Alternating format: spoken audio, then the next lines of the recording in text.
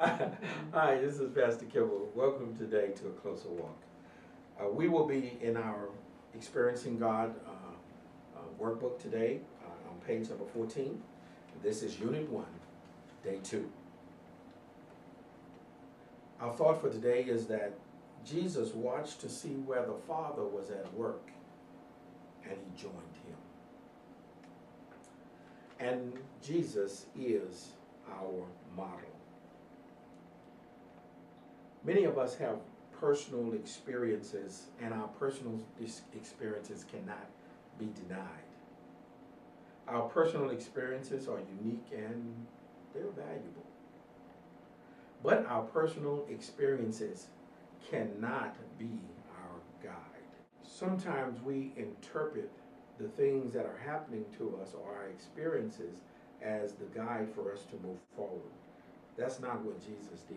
The model that Jesus used and the model that is in the biblical account is that in order for us to make sure we're going in the right direction, we need to see what God is doing and join him and not make our direction based on our personal experiences.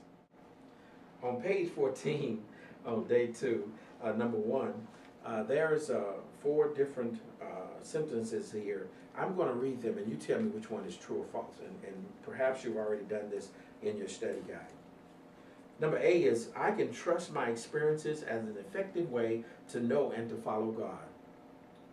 Number B, I should always evaluate my experiences based on the truth I find in God's Word. Number C is, I may get a distorted understanding of God if I do not check my experiences against the truth of Scriptures. And then number D, I can trust God to work in my life similarly in the way that I see him working throughout Scriptures.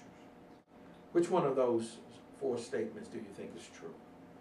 Well, if you chose number B, C, or D, then those are correct. Number A says, I can trust my experiences as an effective way to know God and to follow him.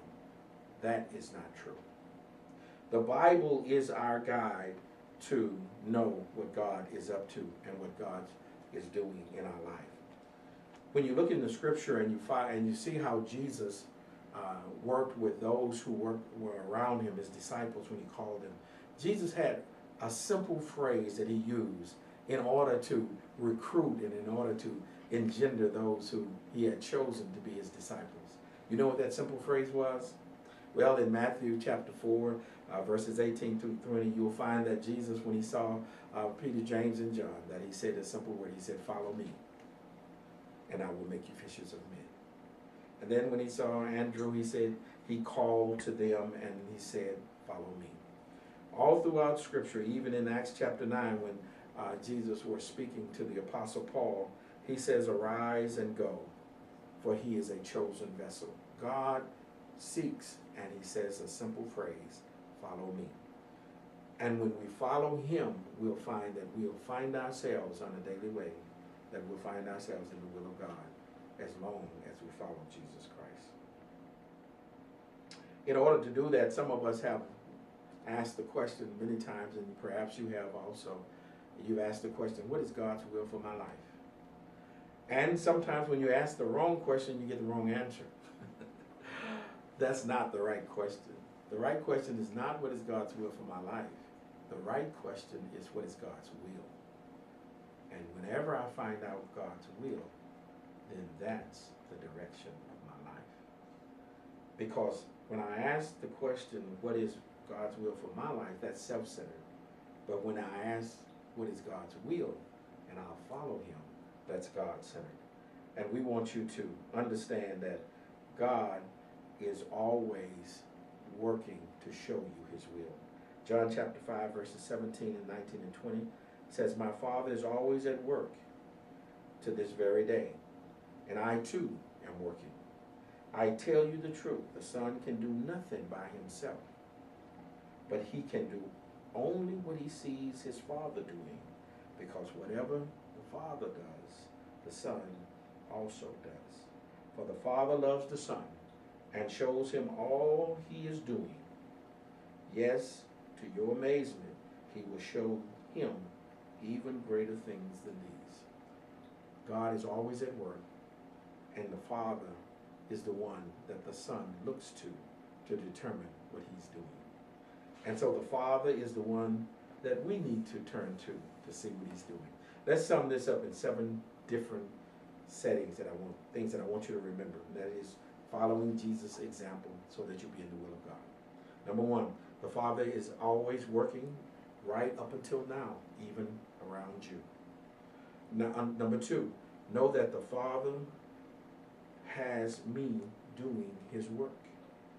The Father has you. He wants you to do the work for him. Number 3, you can do nothing by initiating it yourself. Because without him, we can do nothing. Number 4, watch to see what the Father is doing. Number 5, I do what I see my Father doing. And then number 6, the Father loves me. And 7, he shows me everything he's doing. That's the example that Jesus used in order that he might have a personal and real relationship with God. And that's the model that we're going to be presenting to you and your church, that you may know a step-by-step approach of knowing and doing the will of God. This process describes a love relationship that God uses to accomplish his purposes. He never allows us to do or asks us to do anything outside of our relationship with him, because it's our relationship with him that allows us to do his will. And in conclusion for today, I want you to understand, first of all, that God is always at work around you. Some of the greatest tragedies of the life of believers is that they go throughout all of their Christian journey and never really recognize what God is doing around them. And so therefore, they never really join him and never really experience God in such a powerful way. I'd like to ask if you would turn in the diagram in the back of your book, if you have one. If not, then we'll show it to you right here on the screen. And you'll see the Experiencing God diagram. We're going to be referring to this diagram many times as we go through our journey, learning to experience God. You will learn to memorize it. You will see it over and over and over again. But let's look at number 1. The first thing on this diagram is that God is at work, always at work around you. Also, as we go through this week, we're going to learn all of the other 7 steps that go into this diagram so that you can have a closer walk with him. So in summary, the Bible is our guide to faith and practice. The right question is, what is God's will? And watch to see what God is doing around you and join him. And then finally, God is always at work around you. Our memory verse of this week is John chapter 15, verse 5. And it says, I am the vine and you are the branches. If a man remains in me and I in him, he will bear much fruit. Apart from me, you can do nothing. John 15 and 5. Again, I'd like to invite you to write that verse down, put it so that you might put it to memory. And we're going to be talking about how to memorize scripture a little bit later on, but that is your memory verse for this week. Also, don't forget to, we invite you to join us in our blogs. We invite you to join us again online as we go through our daily devotional time. Just as a reminder, let me just say that don't try to look at all of the daily devotions at once so you can get it all out the way, so that you can get this week's work done, so that you can move on to something else. That's not how God works. He wants you to join him on a daily basis. So let me ask if you would take each lesson on a daily basis, and then tomorrow we'll join you again right here at the same time online. Have a blessed day.